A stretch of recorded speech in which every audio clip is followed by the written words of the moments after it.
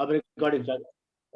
Okay okay चलो sir मैं सब ठीक ठाक है। ठीक है, अब ठीक है sir.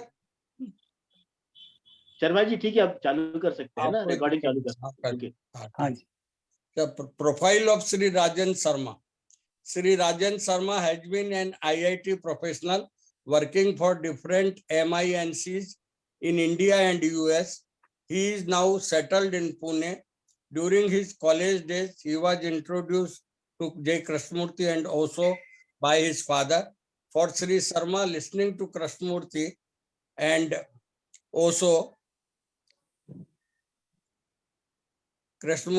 also is as if we are lighting the torch from both the ends.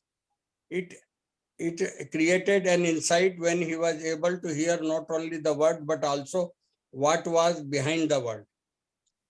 The limitation of logic and rational thinking was exposed to him along with a career in IT and the responsibilities of family. Sri Sharma has always been seeker of truth, set out to discover the answers to the fundamental question of existence.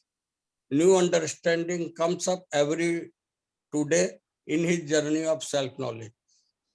Sharma sir, you are welcome. Please start. Thank you, Sushil ji, for giving me this opportunity to speak today.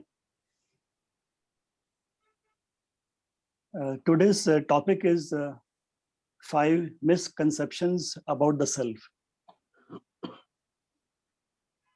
That does not mean that there are only 5 misconceptions. It is only that I am pointing out to these 5, but I request my friends in the group to also contribute and share their insight into any other misconceptions they see in the self. So with that, we start. It could have been easy to understand the content of consciousness as a collection of influences and experiences. But when thought created the experiencer out of experience, it introduced a complication which was difficult to comprehend. Experience forms a hardened center in the mind as the self. Here I'm trying to lay the foundation of the self. Experience forms a hardened center in the mind as the self. This self craves for wider and deeper experiences, which in reality is a demand for greater and fuller sensations. So this is the world in which we live, the world of experiences and sensations. This experiencer gets established as having a separate, independent existence, having its own will and destiny, its own insecurities and the fear of impermanence. It has its own aspirations, dreams, and goals of life. When the dreams are not fulfilled, it asks, what is the purpose of my life? As if life was something personal to it, separate from the whole. As this was not enough, we identified with this experiencer as the me. It was like when a child hears a fairy tale from his grandma and identifies with the main character. After that, the child is happy or sad, depending on the experiences of this character in the fairy tale. We have to ponder if we are living a life of a character in a fairy tale. The only issue being that this fairy tale has now become a nightmare. During the course of living, we have developed many misconceptions regarding the self, which we call as me. So I start with the first one. The first misconception is that the self is a decision maker. Am I the decision maker, the entity which desires, chooses, and decides? This is what we believe. But have we investigated this belief? One takes pride in one's skill of analyzing and then taking appropriate rational decisions. We have taken decisions ranging from daily matters to very crucial decisions regarding our career, marriage, and financial matters. To take an example of making a choice for marriage, there are various cultural influences working behind the scene which push us to choose a particular person. Psychologists say that unconsciously the male is looking out for a female like his mother and the female like her father. One may think that making the final decision of choosing my partner is mine, but it is not true. You have been either pulled or pushed into it by hidden pursuers. We have taken pride when the decisions have given us good results or good profit. But when the results are not according to our expectations, then we have quickly blamed it on the other. The other can be a person, it can be circumstances, poor timing, lack of divine support, or just bad luck. If we don't find anybody else to blame, then we go back to our bad karmas of the previous life. This has been our pattern of thinking regarding decision making and acting on it. We have a complaining attitude and always see oneself as a victim. If we have nothing to complain, then we always complain about the weather. I always wondered why complaining is so common in human beings. Do we feel important? Or we want to get the attention of others by complaining? Even if we are put into heaven, we will complain that the milk in the river is not up to the mark. Decision making gives a very subtle power to the self. It gets enriched with this process. It makes itself sit on the throne with the crown and see itself making decisions, passing judgments, evaluating, analyzing, condemning, comparing, and identifying about nearly everything around. The self does not want to investigate this issue thoroughly, because if the truth is revealed that it is not the decision maker, then the throne and the crown comes down crashing. Truth for the self is something to be only talked about, discussed, but best be avoided. There's a company who used to sell plots of land in Pune.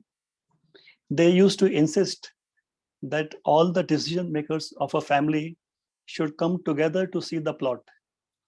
Hence, decision making is immediate and not postponed. So when a family was asked, who are the decision makers of the family, it invariably led to a Mahabharat in the family, as everybody considered themselves to be the decision maker. Let's throw some weight behind investigating and see if this is true.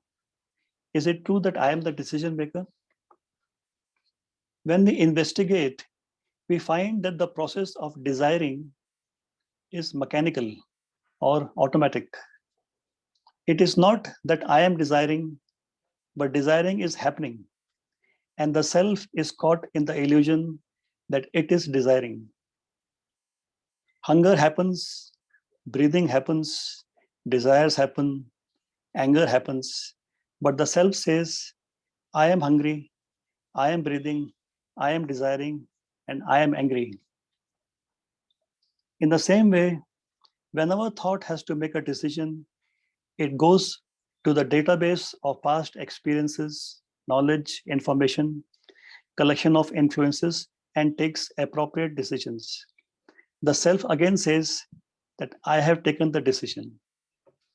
This has given a very strong sense of ownership of action or doership to the self. It takes the role of the doer who is taking decisions and performing actions, and then it gets caught in the consequences of the action. Because of this illusion, it finds itself in the bondage of cause and effect. Can he see that he is not the doer? In Hindi, for the word doer, we have used the word called karta. क्या मैं करता हूँ, क्या मैं भोगता हूँ? ये जो कर्ता और भोक्ता का जो बंधन है, ये बहुत गहरा है. So I again request my friends to go more deeply when we have time and try to share their insight into why this complex of I am the doer and I am the experiencer, why this complex is so deep in us. The traditional religions have stated the same thing in a different way. They have taken support of the image of the divine and said that your personal will does not work. Everything happens by the will of the divine. If there is profit, then it is his profit. If there is loss, it is his loss.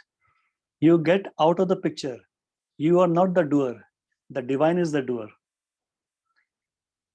But if we do not take the support of this belief structure of the traditional religions and just observe and investigate, we will find that it is thought that works, not the thinker. The thinker is never the decision maker. It only claims ownership of the work of thought.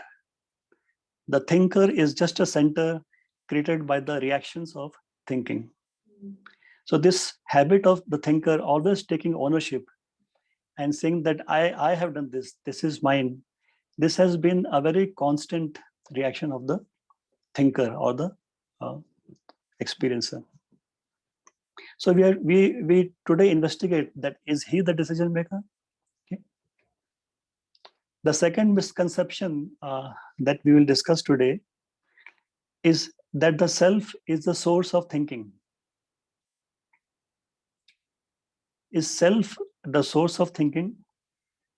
The question which arises is that if thinking is happening, then who is thinking? Now, how do we answer this question? If thinking is happening, then who is thinking? Common sense says that if thinking is happening, there has to be a thinker. Can thinking happen without the thinker?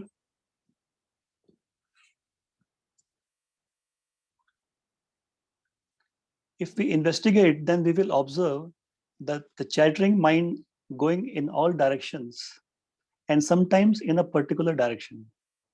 Even when replying to a question, when we answer, for example, I think that I would like to go to Kerala and not to Goa. This can look like a thinker has thought and passed a judgment that it wants to go to a particular place and not to the other place. But it is thought making decisions under various influences. Thinking happens, deeds are done. One can be aware of it without identification. A scientist who met K once, he had a personal dialogue with K. In his book, he writes about his conversation with K. One of the sentences in his book was, the universe is in motion without moving objects. It is an activity without actors, a dance without dancers. Regarding his conversation with K, he asked K, "Sir, what is my role and responsibility as a scientist?" K replied,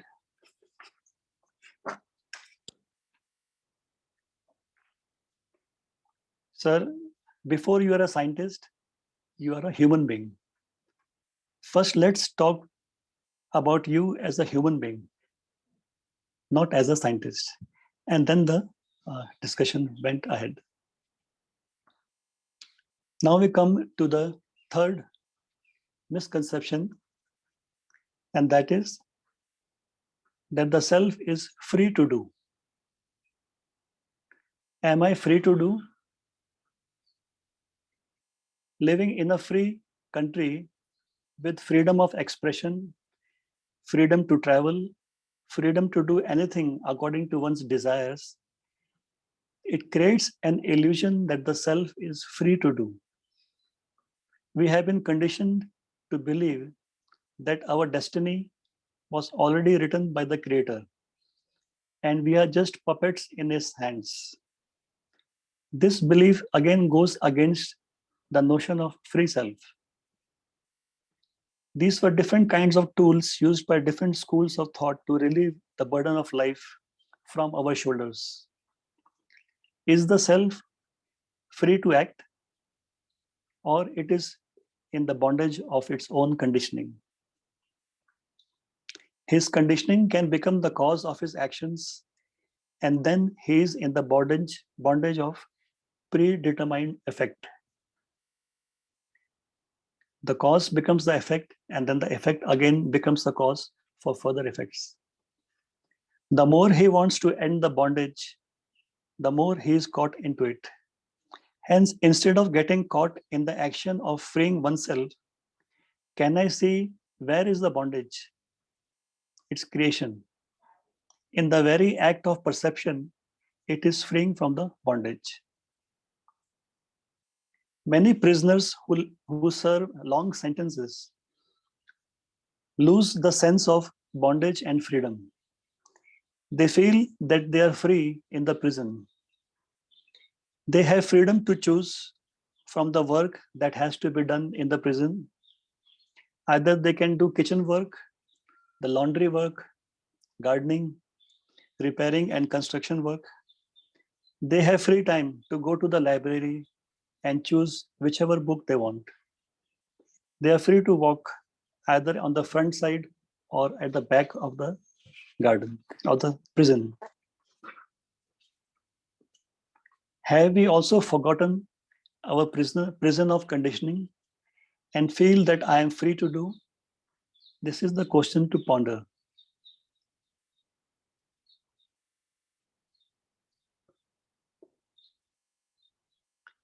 Now we come to the fourth misconception. And the fourth misconception is that the self is an individual. Is the self an individual, which is one, whole, undivided, aware, integrated? If there is a dependent existence, then can the self say that it exists independently? A car functions, but does it exist independently from the collection of its spare parts? The spare parts working together, having a name and form, is the car. The what is. There is no car having an independent, separate existence, separate from the collection of spare parts. There is no separate individual called self. The accumulation at the level of physical and psychological is what exists. Thought is the response from this accumulation. It is thought that works, not the individual. Without this artificial center operating and dominating with its own self-centered, selfish ways, thought has the power to work intelligently and create its own order. The actual psychological aspect does not display individuality, but it displays fragmentation. But we are so asleep that in spite of all the fragmentation, we keep on believing about an undivided self. We can investigate this in our daily life functions. I decide to get up early in the morning and go to the gym, but the fragment who wakes up in the morning is not interested to go to the gym. Hence, it gives a lot of excuses and goes back to sleep.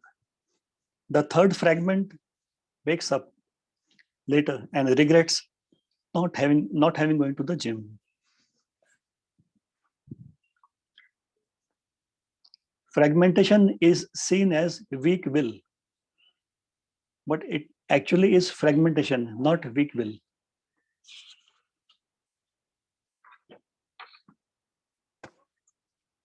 Our fragments are in conflict with each other. Outer influences express themselves as desires in us and make us do things which we never intended to do. This can have disastrous results. It is a wonder how humans have managed to remain sane. Or do we live in a common, socially accepted insanity?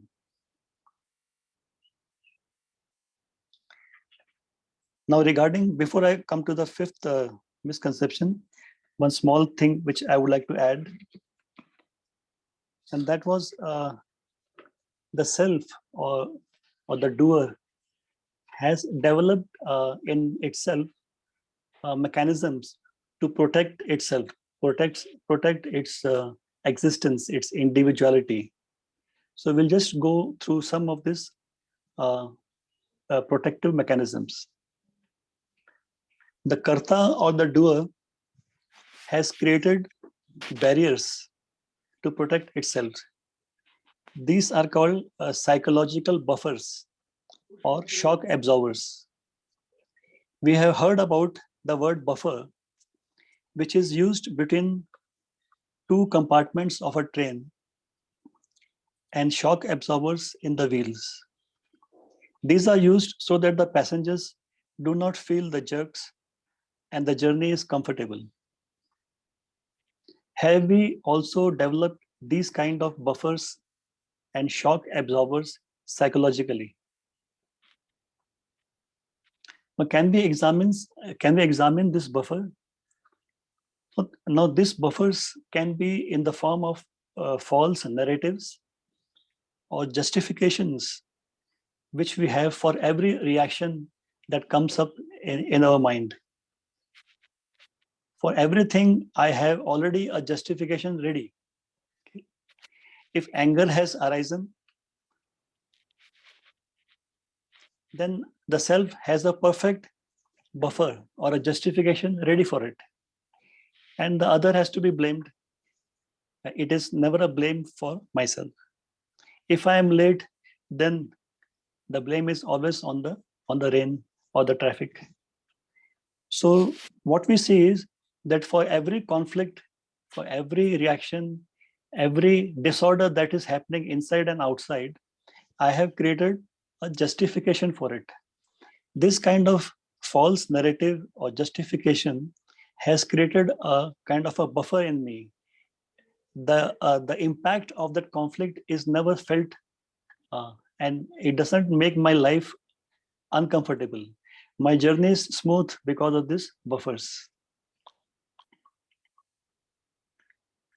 Till these buffers operate, there is no possibility of any change or transformation. Because these buffers do not allow me to feel the full impact of the conflict. Not only here, but in so many other K discussion groups that I attended, we have talked about why we don't change or why we don't transform. So out of so many reasons that we have discussed, this is also one of the reasons of our own shock absorbers that we have created. And these absorbers bear all the impact of the conflict. It doesn't hit us directly. And we live in our comfort zone very easily.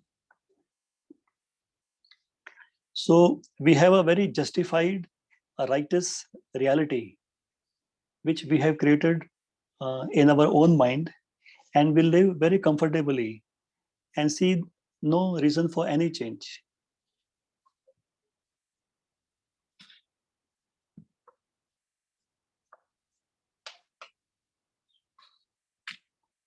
Now we come to the last misconception. And this is that the misconception is that the self is the master of this particular body-mind organism. The self has a very strong belief that it is the master. But it has never questioned that is there anything regarding a particular body-mind organism which is under its control? Is there anything happening inside which is in control of the self?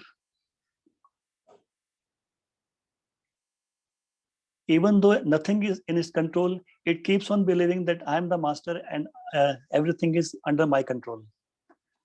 The organism is like a house in which the master is asleep and the servants have taken control of the house.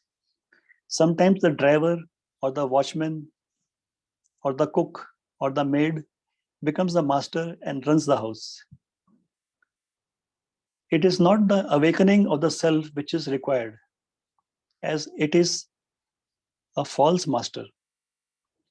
Just awareness is enough. If the self tries to awaken itself, it will go into an infinite loop from where it cannot return. It will fall into the trap of time and the bondage of desires or becoming. This word infinite loop used here is a computer jargon that I have used. Those who are in the IT field, they understand what is an infinite loop. Normally, when we program, we create loops so that a task which has to be done repeatedly can be done by the computer system. But to come out of the loop, we put some condition. So when the condition is met, the loop is broken and you're out of the loop. But when it happens that there is some error in the condition or the data is not correct, then the loop becomes infinite. That means the loop will keep on performing and the system is hanging, nothing is happening. So the only way is to reset the system and come out of it. So if we watch ourselves, there are many infinite loops going on in our brain. The same patterns keep on repeating in an infinite way, keep on repeating. So there is no way in the human system to be reset. And the only way for resetting is at the end of our life, but then it's too late. So while we are alive, can we look at the infinite loops that we have made and see is there any way where we can come out of it? So the self itself is gone into many loops like this. Can awareness break these patterns? Just awareness, and can the house come back to order? If we go back to the analogy of the house, where the servants rule and the master is asleep, we will see that the master wakes up, that if the master wakes up and comes to the living room and reads the newspaper, this is enough to put all the servants in the right place. They start working in accordance to their duties. The master does not have to do anything to put the house in order. His waking up is enough. The news that the master has woken up spreads like wildfire to all the servants, and they start working in their allocated roles.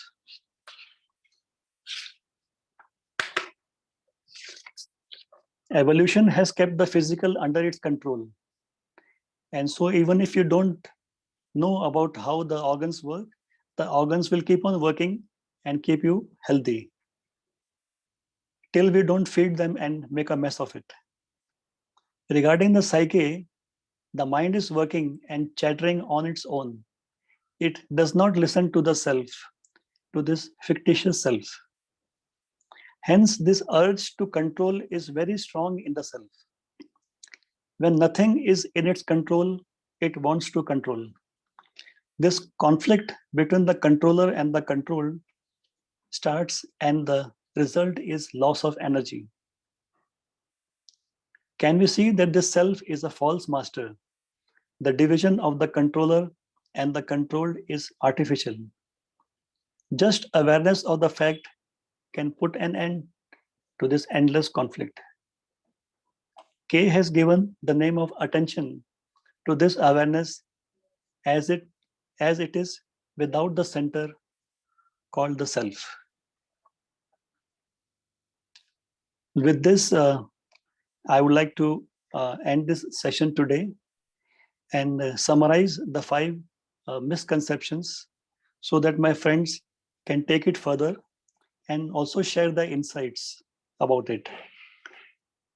The 5 misconceptions were that the self is a decision maker, the self is a source of thinking, self is free to do, the self is an individual, and self is the master of this particular body-mind organism. With this, I end my talk, and now I open it for my friends to share their insights. Thank you. Thank you very much, Rajendra Sharma. May I request Chaitanya ji? Chaitanya, please. No, sir. There are people who have raised their hands. I'll wait. I'm not in a hurry to respond. I'll just listen. But I am in hurry. Even in speaking, even in everything, I am in hurry. No. Some people I saw at least 2 people raising their hands. Let them speak first. I can wait for my turn. I can wait for my turn. Oh, when something comes up, I'll speak, sir. Not now. Thanks. Thanks. Harshad, sir. Harshad Parekh. Yes. Are you able to hear my voice? Yes, sir. Okay. Thank you, Rajendra ji. Very interesting what you said about these misconceptions.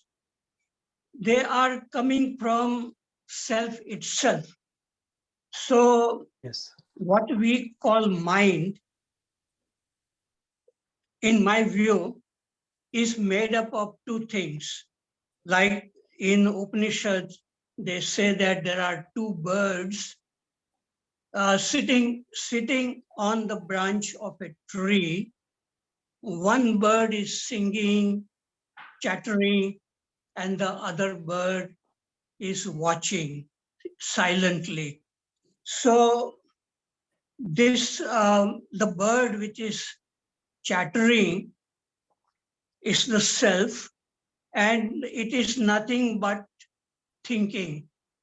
And from thinking comes because there are memories and experiences, and they come, and out of that, the sense of the self comes. Just like Descartes said, I think, therefore I am.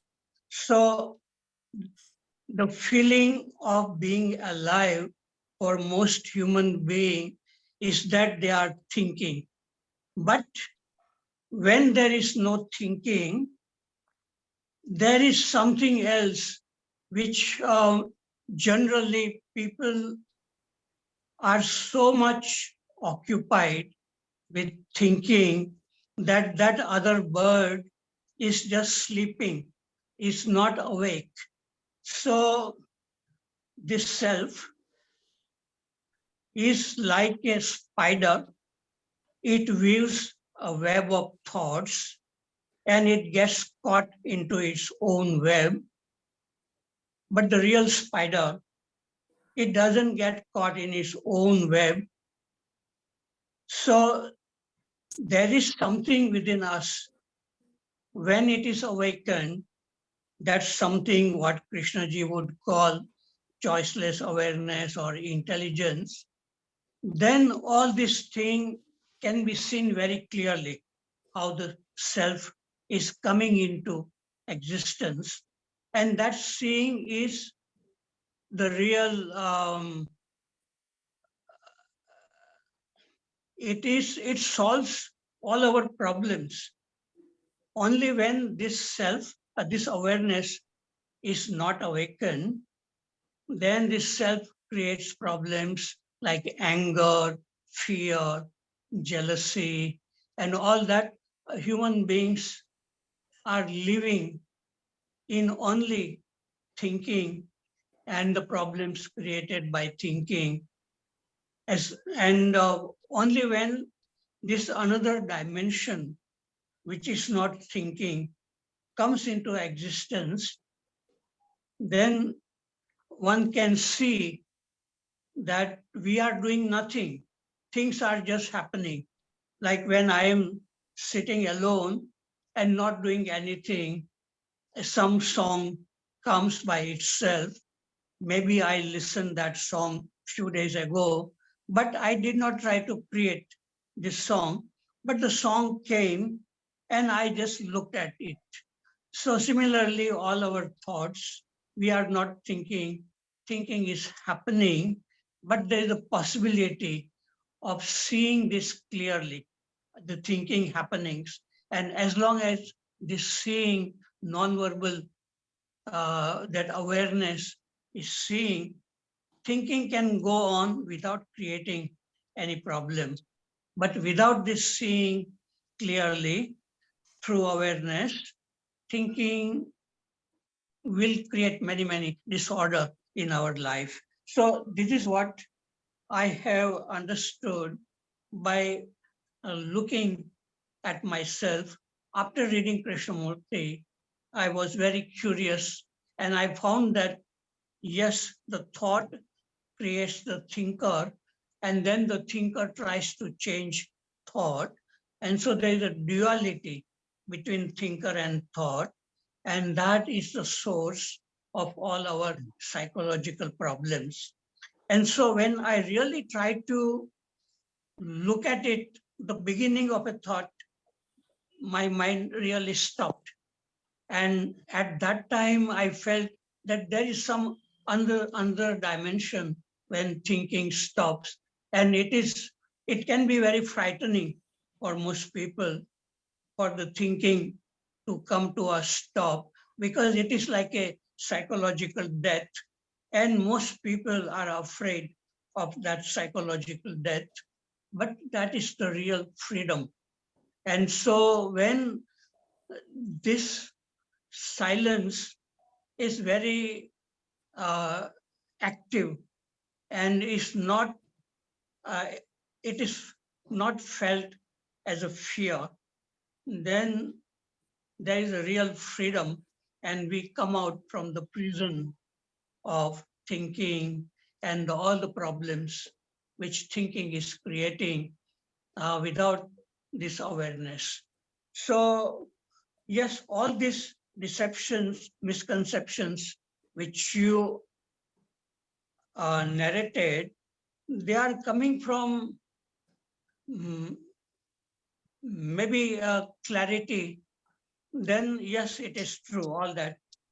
Otherwise, we'll keep on living with these misconceptions. Okay, thank you. Thank you. Thank you, Harshad sir. Hareshwar Singh, you wanted to say something? Please unmute.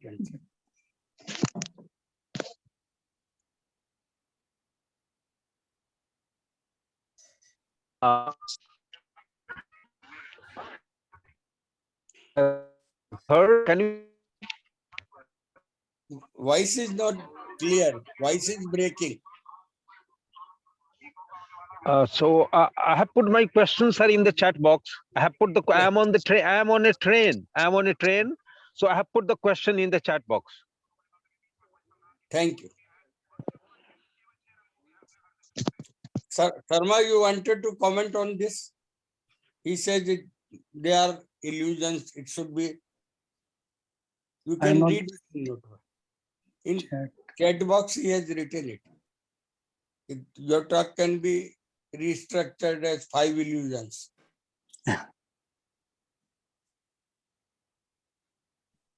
In chat box, Hareshwar Singh has wrote it. Yeah. Okay, he has written that decades ago, Krishnamurti said in his conversation with Louis S.R.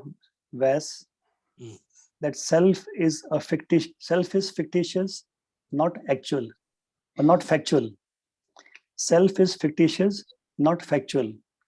If that is really the case, can your topic be rephrased as 5 illusions created by a non-existent self? Yes, we can rephrase this. No problem from my side. Okay. Any comment for Harshad sir?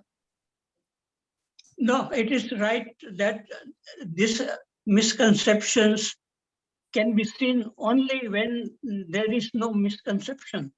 So out of clarity, awareness, intelligence, can see that this self is not permanent.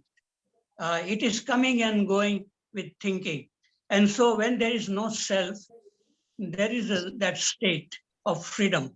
And in that, everything is very fresh, very new. But when this, and thinking can also go by itself without creating any problem. But when this thinker, the controller, comes out of thinking, then there is this problem of I like to be, or what should be comes. Otherwise, what is, it continues to move without any conflict, without what should be. So yes, one needs to come out from misconceptions to see that itself is a misconception. Okay, thank you. Thank you. Sharma, you wanted to say something? No, not now. No. Chaitanya sir, would you please now say something? Everybody has said. Everybody, but I'm just thinking aloud. You are the root cause of bringing Rajendra Sharma. I'm the root cause of phone number. You gave the phone number. I am the self about which all this discussion is happening. Yeah. I'm thinking aloud. I just wonder whether self manifests itself as a number of misconceptions, or self itself is a misconception. And since it is itself a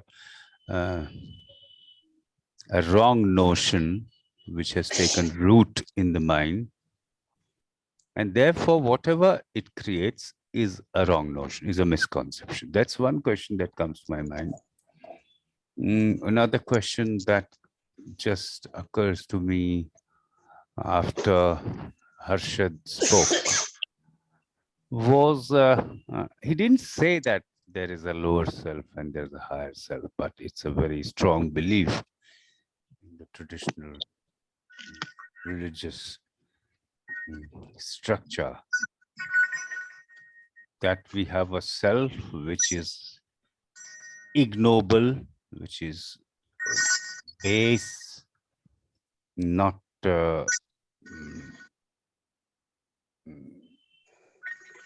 not acting rightly in a right way.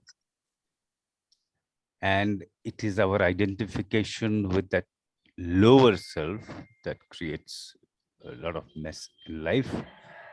And then there is a higher self that can either subjugate the lower self, control it, suppress it, and eventually eliminate it.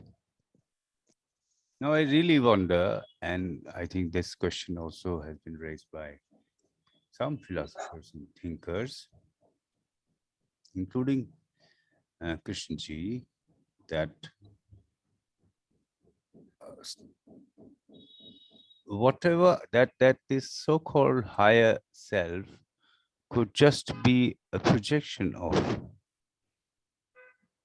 what I call the lower self. We are just two faces of the same sides of the same phenomenon. Is there a higher self? So the question that I would like to put forward is are there two selves, the lower and the higher being in a position to control the lower, change it, transform it, or there's something else at work when the moment of self-awareness comes, proprioception is a result of something else. Because when we posit two selves, a lower and a higher, any thinking based on it seems to be part of the same old dualistic pattern of thinking. So just two questions. These have been discussed in so many circles, at times without number. But for me, these questions are just coming afresh. So I thought I would share them with you. I hope, yeah, that's it for now.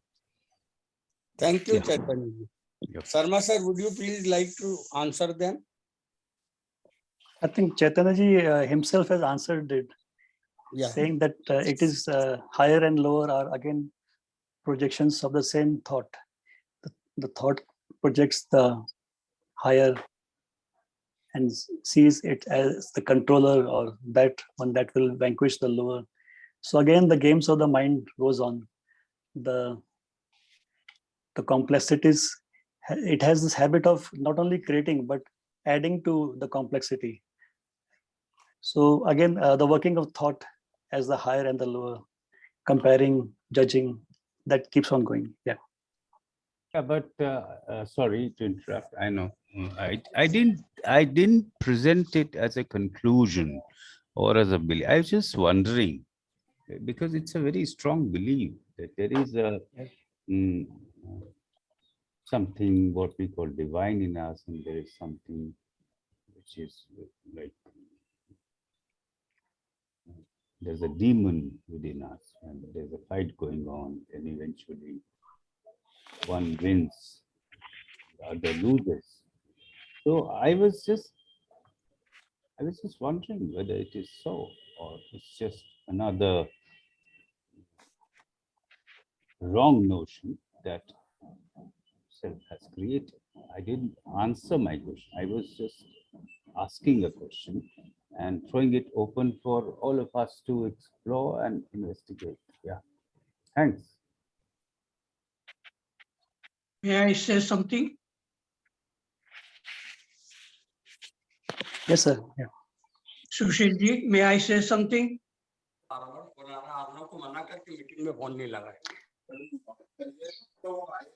अभी फिर बुला रहा है, अभी phone लगाया है, नीचे चल Yes, sir. Yes, Harshad ji, you can continue. Yeah. Okay, right. Okay. What I feel that there is a problem of using the right word, like people who are in tradition, like Raman Maharshi, they use the word true self. And that true self is not the self which Krishnamurti is talking about. That true self is equivalent to choiceless awareness. That is what I feel, that awareness or that true self sees everything very, very clearly, non-verbally. And so the problem is using the right word.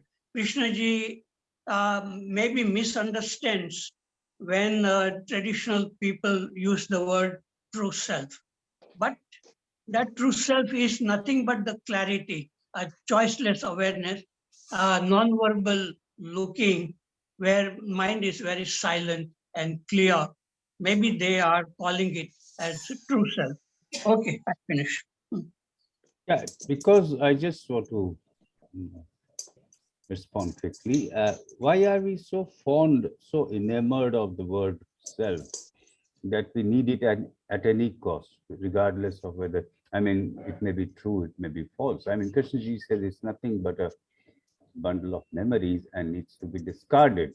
And for him, perhaps true self is a contradiction in terms, because there's no such thing as a true self. Self is something has a very strongly negative connotation in Krishnamurti's teachings, as far as I understand it. Yeah, that's all. Shankar, please ask.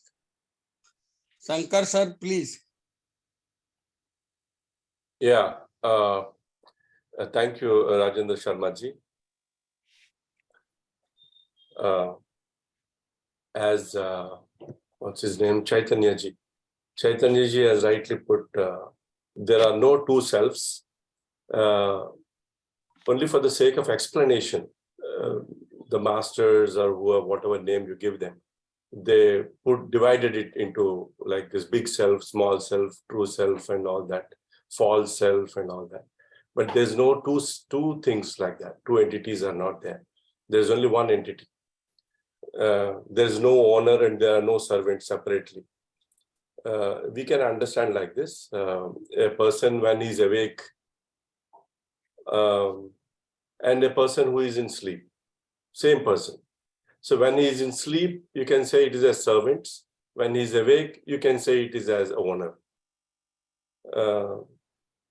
And one more thing I want to add here is, see, there are three states of mind. Again, for the sake of explanation, I'm using the word mind. One is non-verbal perceiving. In that non-verbal perceiving, there is no even recognition of that you are seeing a flower. The moment you see, the moment you recognize that it's a flower, again, the thought that there is a thought working there. And there is no expression also. There's no expression. This is the first state, I said. The second state, Nisargadatta Maharaj says, when there are no thoughts, you will see that thoughtless state. You will see that there is no thought, he says. Okay.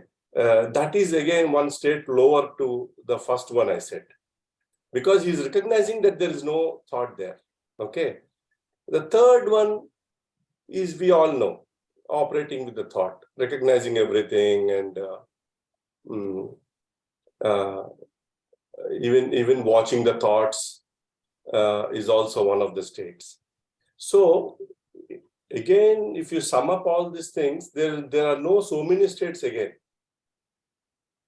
Only for the sake of explanation, we have to divide and all that. So actually, nowadays science has so much evolved. All these teachings which we are listening from Buddha till today, all of them we can sum up and put it in a dustbin. Because science has evolved so much, you can't imagine. In the same subject called spirituality, they say you are perceiving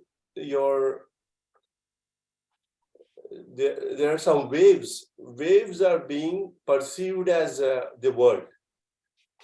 Electromagnetic waves are being perceived. And after they hit we cannot even, brain is also one of the electromagnetic wave in that. The physical body is also one of the electromagnetic wave. So when you perceive, something is perceiving the electromagnetic waves. And for the sake of explanation, let us use the word brain. Even brain is also not the right word.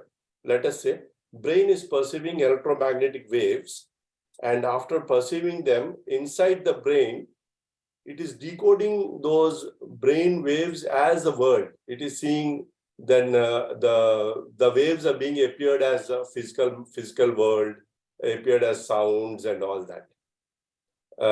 Just like a binary system. A movie is being played on a laptop. Actually, if you go behind, there are only binaries are there, 0 and 1s are there, but you see it as a film happening. In the same way, there's nothing like physical world, there's nothing like sounds if we are hearing. Everything is electromagnetic waves. The one which is seeing them is perceiving them. Here I want to stop. Thank you. Thank you, Shankar. Is there anyone more? May I say something? Yeah. May I say? Please, yes. Please. This sound wave is not an electromagnetic wave. it requires a material medium sound, whereas electromagnetic waves, they can even go through vacuum. So this science, what the science is telling, I don't give much importance because science is based on subject and object duality, that there is a scientist and what he investigates, there is a duality. But in spiritual, religious field, one has to see for oneself without between subject and object. So it is a subjective field, and many complications arise when we try to express everything in words, even in spiritual field. But people who have real clarity, and when they use some words, along with the words, there is something else, their direct perception also comes, and that affects some listener or reader. Uh, they begin to see that there is something behind these words, and that is not, that doesn't come through thinking, analyzing, but the science is doing a lot of thinking, analyzing, and with a lot of duality. So I don't give much importance to science in this field of spirituality. One has to really look within one's own mind without this duality of subject and object. That means seeing very, very clearly what is happening within us. Okay, I have said enough. Thank you. Yeah, I would like to, Pradeep, I would like to please, come in. Please go ahead, Pradeep ji. Please go ahead. Yeah. I want to say that Rajendra ji, it was a real delight to listen to you. I think you have said things so clearly, so beautifully. I just want to add this perspective that mere cognitive understanding, even the clarity with which I see this, what you're saying, it doesn't lead to, what is called the freedom from the self or ego or whatever. So what Pradeep has found useful is that if you clearly see the pain in this entire process that this ego causes, if that perception is very, very clear, the ego drops, because the fire, we have this habit of, shutting the fire. We don't want to burn ourselves. So that pain, the clarity with which we see this pain, even then, I have not met anybody which is totally free from ego, because to survive in this world, some form of ego stays there. But the hold of this ego goes away when the pain is experienced by that ego itself. So that drops the process. This cognitive understanding is definitely helpful. So unless that feeling part comes, this process, one cannot be free from this ego complex process. This is my understanding. If anybody in this whole wise group would like to comment, it would be helpful. That's it. That's all I have to say. Thank you. Thank you, Pradeep Prakash ji. Sharma ji, would you please say something on it? Yes, pain is the factor which can wake us up. The waking up in the process of suffering, it becomes the factor to wake you up. Otherwise, we live a very comfortable life in our own comfort zone, which is very helpful for us to sleep, go back. So suffering is indeed one of the major factors to wake you up. Yes. Thank you. Thank you very much. Thank you. Yes. Anyone else wanted to comment? Sorry, gents, there are 5 friends who have raised their hands. Yeah. I can see very. Please allow them to speak. You please coordinate, please. Chaitanya sir, please. I'm not coordinate. I can very clearly see 5 people, friends, raising their hands. Just so let them speak. Just give their name. I want to respond to Mr. Pradeep. Shakti ji is there, and Durga Rani and Dinesh ji.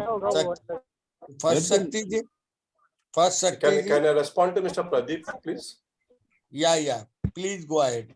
I don't know why Rajendra Sharma ji, who is my guru, he replied to Pradeep ji in such a short way. Pradeep ji, there is nothing like suffering, okay? In the same way, there's nothing like pleasure. I'll explain you in 1 minute time. See, you are perceiving this world through words and meanings, Mr. Pradeep. Not only you, every one of us, because we are taught like that since childhood. Since childhood, we recognize the objects, we recognize that it is a human being, this is a water bottle, this is a shivling, like that, because we are taught like that, to recognize the objects, and we name them, we perceive this world through recognition of forms and the labels, through labels. So that is why, and because of this, we were also given knowledge that, okay, if this is called death, and when death happens, we should cry. When this is called marriage, this we have to enjoy. When you put 2 garlands, it's a marriage. When you throw the garland and put a signature on a paper, it's a divorce. All these things, these actions we have created in the society, and we gave meaning to that actions, and we gave those converted that meanings into knowledge. So just because we are perceiving this world through this with the recognition, with these words, with the meanings of the words, with the knowledge, with the actions, physical actions, we are giving meaning to even to the physical actions, that he's running, he's walking, he's jumping. Because we are doing all this, and since childhood you are being taught that your wife leaves, you have to suffer. Your son dies, you have to suffer. There's nothing like wife, there's nothing like son, there's nothing like death, Mr. Pradeep. How do you know that there is death? How do you know he's died? It is knowledge, Mr. Pradeep. It is knowledge. Suppose a just born child is there, and before him, his mother died. He doesn't know. If you give him milk, he'll drink the milk. If you, I don't know what the right word, if you do something, he'll laugh. He has no knowledge of the death. So it is the knowledge given to us since childhood which is bringing suffering. If you are going, it's not possible to explain the whole subject in 1 minute. See, if you go in detail like this, you will understand at some point that I am only seeing the physical matter in front of me, but I call it as a wife. That because it's the knowledge given to me since childhood. But the fact is, I'm perceiving only a physical matter. I call it as a physical human body. I call it as a female. I call it as a wife. All this is knowledge, Mr. Pradeep. So at some point, you will understand there's nothing like these relationships, no religion. This is not a house. It's only a cement sand. There's no car. There's only spare parts. All that you will understand slowly. There's no flower. It's only a matter you are seeing. But you call it as a flower. Okay? That's all, sir. Thank you. Durga Rani, please. Yes. You are open. Yeah. Already. Yeah. Good afternoon, Mr. Rajendra Sharma. Doctor. Yeah, it's good listening to you. In a very humble and gentle way, you have presented your piece. I think more than anything else, we need to watch the dangers, we keep falling into. You understand a little bit and you consider yourself to have understood everything. Okay. And Krishnaji says some sentence, and Krishnaji said a lot of things. If self is fictitious, and he says, question whatever I said. Don't take it on my face value. Okay. Questioning and inquiring is an integral part of the teaching. So Krishnaji has stated so many other things also. So why do we cling to this sentence that Krishnaji has said self is fictitious? Because it suits the self to consider that, self is fictitious. So whatever I do, I can go ahead, And Krishnaji also stated so many things about responsibility, and freedom. It's not from the self, freedom from the known. Oh, sorry if I'm sounding a bit in a monotonous way, because before going into anything, it's better we keep the content of what we're observing in mind in a proper way.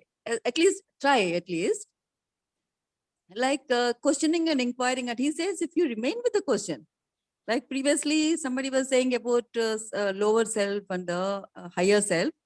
And Krishnaji says there is nothing called it. Unless and until we inquiring, we are questioning, we are wondering, there is no way clarity is going to come our way. And you are the only instrument. And even if he says self is fictitious, the change, where does it have to happen? The change has to happen in oneself. And for that he has given his extensive teaching. And in that part, that is dying to the known. That's a very fundamental teaching of Krishnaji, dying, life, living and dying. They're the two sides of the same coin. So why can't we say about all these things? Dying, what does it mean to die? And while you are living, if you die, then how are you going to discharge your responsibilities? You are an entity in the society. You have a family, you have a job, you have to live. That has to go on. But if you just take, handful of things, and you make that the entire content of the teaching, then of course you can keep living like that. But only if you question, if you try to see the totality of the teaching, if other segments of the teaching, what is it trying to say?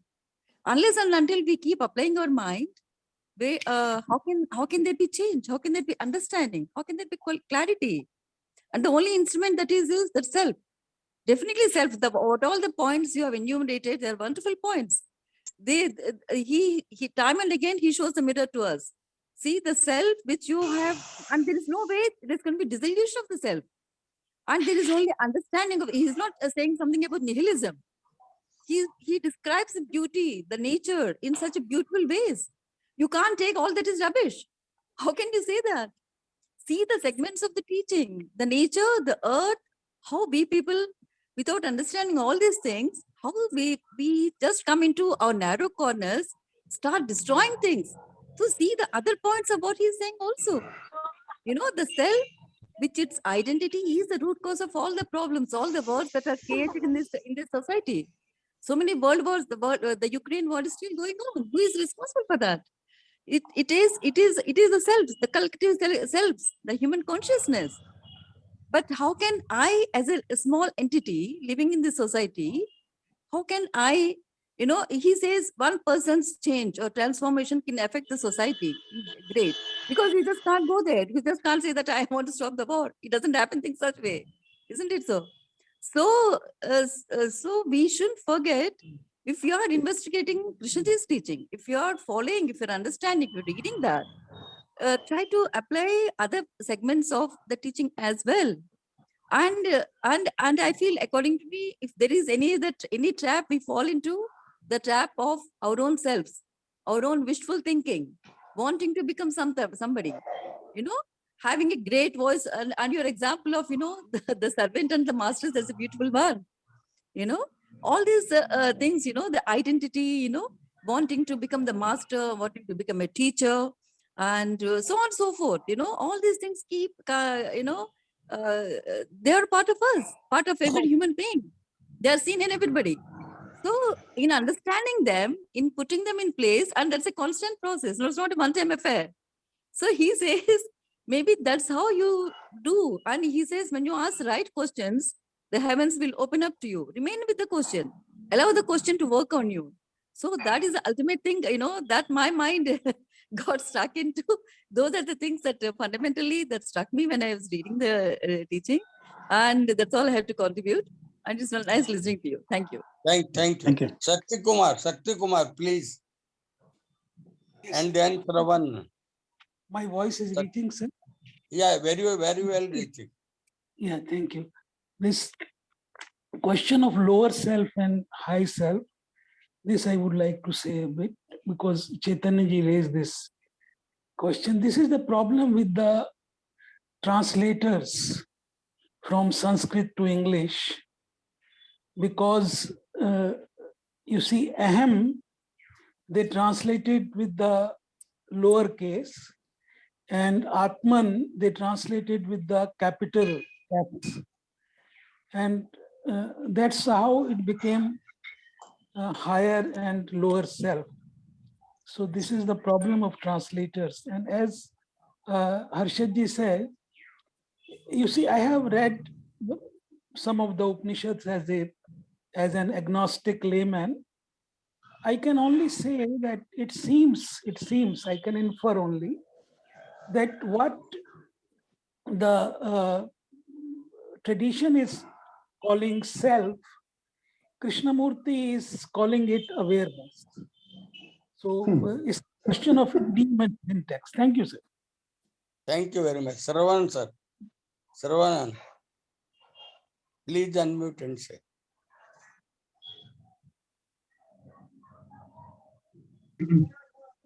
Please, please nice go ahead. Very nice talk by Mr. Rajendra Sharma. A bit loud, sir. A bit loud, sir. Very nice talk by Mr. Rajendra Sharma. Audible, sir? Yes. Audible. Audible. Yes. I have nothing to say, sir. I'm just watching this one. Very nice. Thank you very much.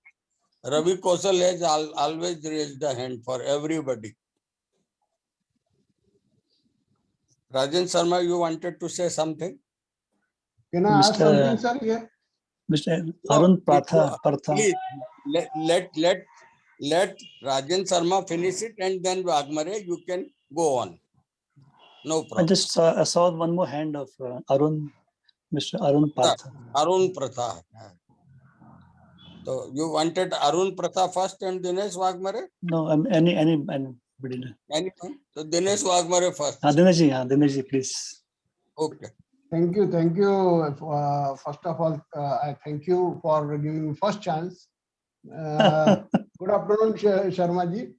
Good afternoon, sir. Nice talking to you always. I second it. Yeah. You have given today's topic as misconception of self. But in this, you have raised very, very profound and very deep questions. My views are very clear on this. Actually, this is a very vast subject we can't discuss in so short time. But first of all, what do you mean by freedom that you have to see? What do you mean by self you have to see? What is your reference?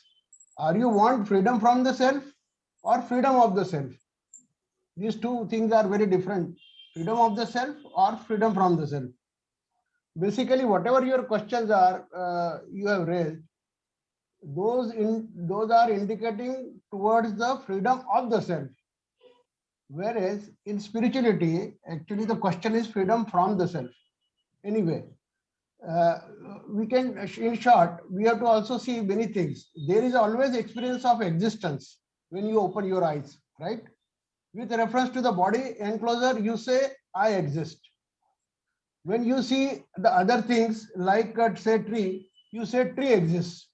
So this experiencing of existence is coming whether your body enclosure is there or whether you are seeing a tree. So from where this existence experiencing is coming, that you have to see.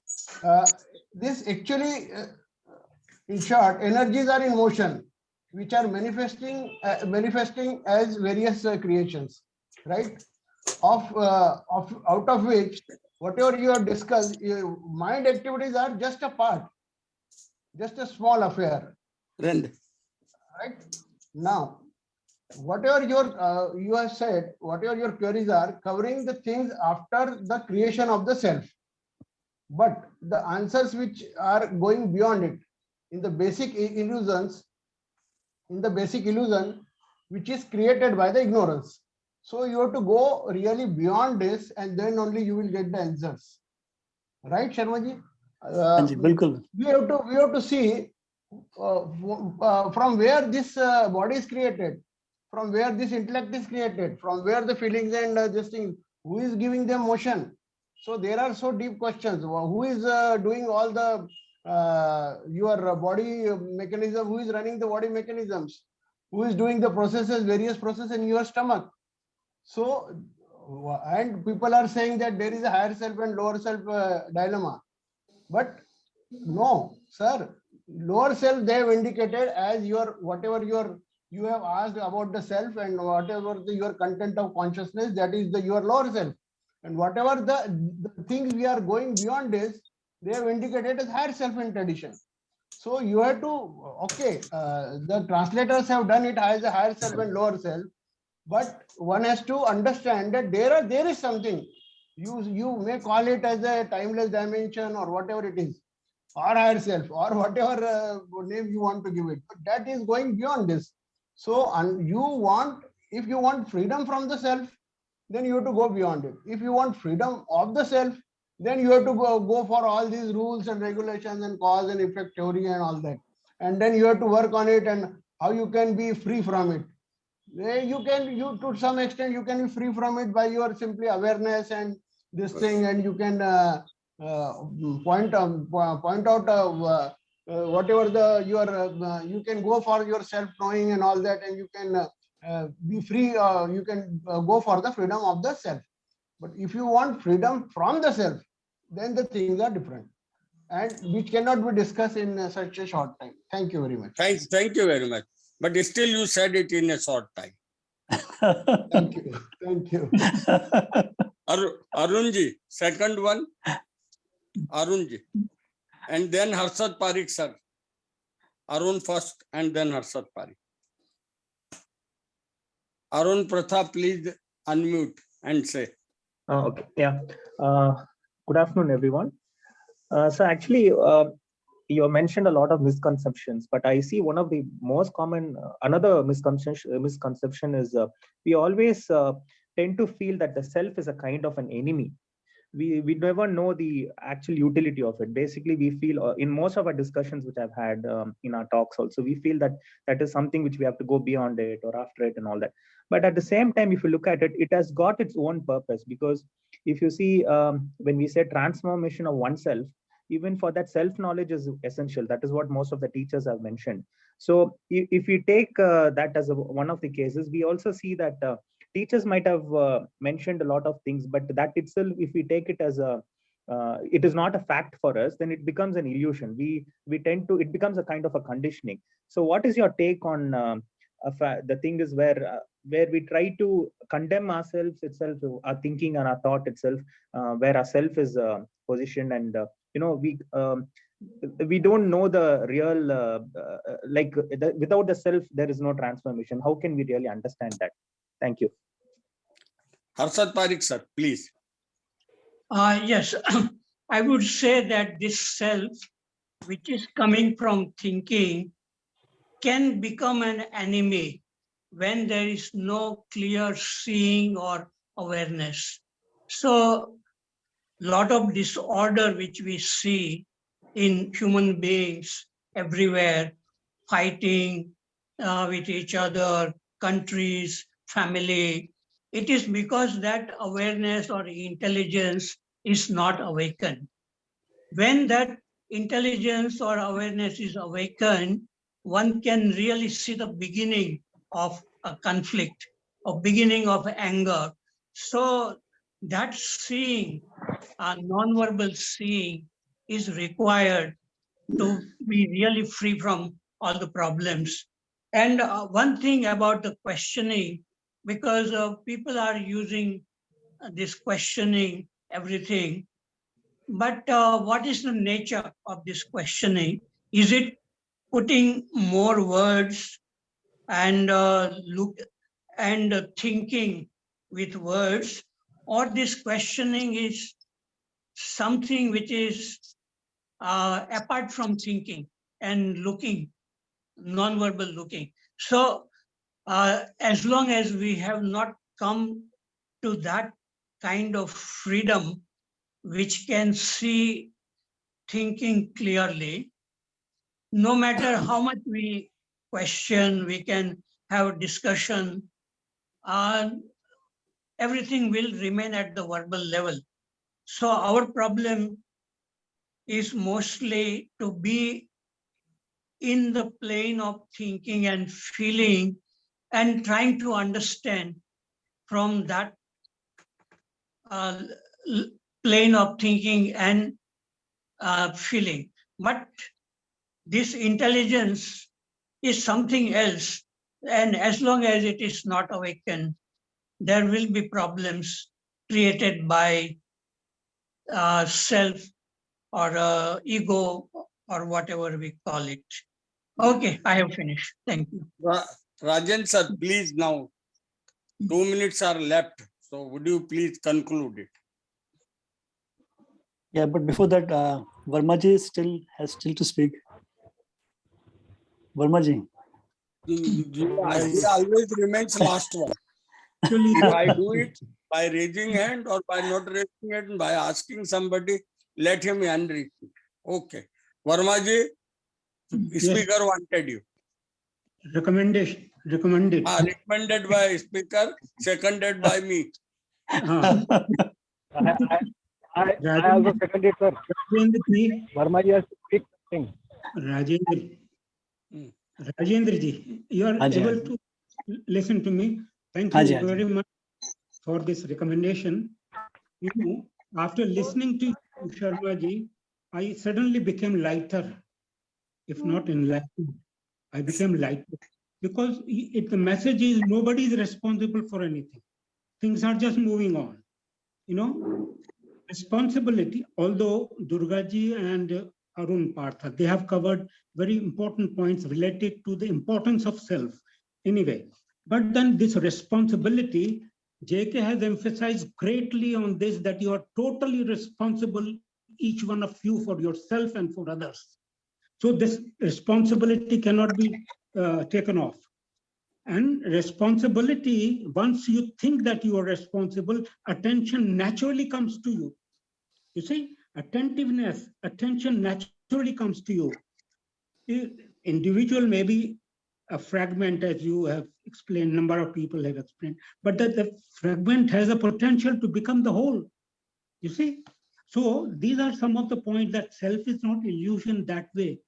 Although in Buddhism they have studied it's a relative truth.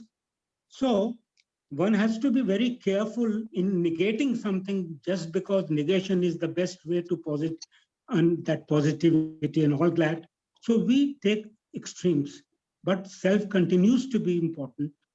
And even Chaitanya ji made up this point, self-making comments about the self and improvement of self and all that. So one has to be very careful because we are all in our day-to-day life. How we live has to be seen from moment to moment. What could that be? And who does it? And who decides that what is good and bad? All those things naturally come to you. So these are but some of the points. The time is not much there. I want Sushil to stick to timings because he is very particular about it, and I don't want that he should corrupt his. Thank you very much. You have made yourself lighter, definitely. Thank you very much.